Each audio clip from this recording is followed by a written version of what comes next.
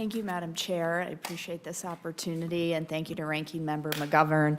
I'm here to testify today in support of Amendment Number 216, which is intended to make high-speed internet access more affordable.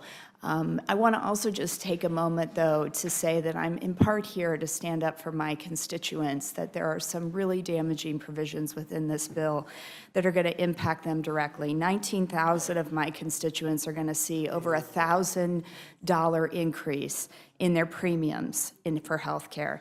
28,000 of my constituents are going to lose health care coverage. And additionally, 15,000 families are going to lose access to SNAP. And many of those families are families that have children in those homes. So I just wanted to say that I'm speaking on behalf of this amendment, which gets to affordability, which I think is a bipartisan issue that we all want to address. But I would be remiss if I didn't stand up and speak out for the constituent impact that's going to be on these health care and SNAP provisions as well.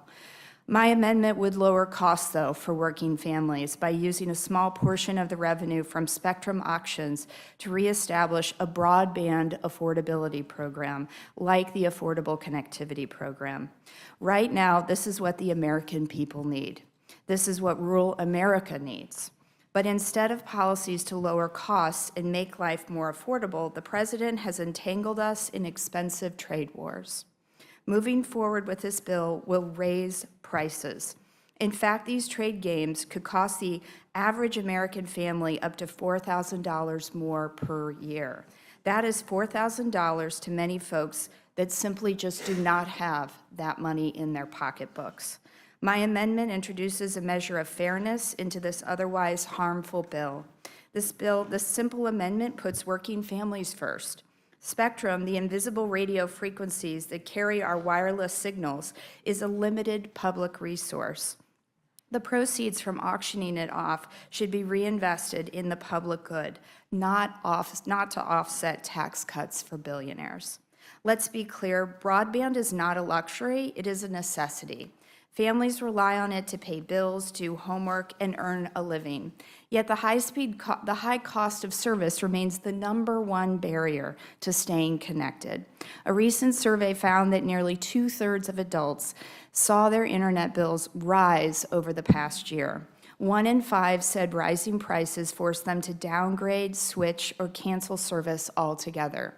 Every time a family is pushed offline because of cost, we fall behind as a country. The Affordable Connectivity Program, or ACP, was a proven solution that brought millions of Americans online.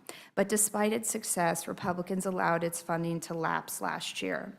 Nearly 23 million households rely on ACP, including 78,000 households in my congressional district in Illinois alone. When the program expired, many saw their internet bills spike overnight, and those who couldn't afford to pay were cut off entirely. This was just the beginning of the wave of Republican-led price hikes that continue to hit working families.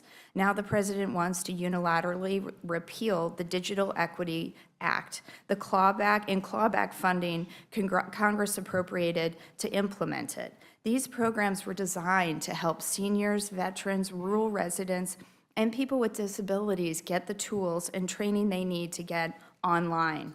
Republicans are also attempting to eliminate the requirement under the BEAD program that internet service providers offer affordable plans, despite the fact that these networks are built with taxpayer dollars.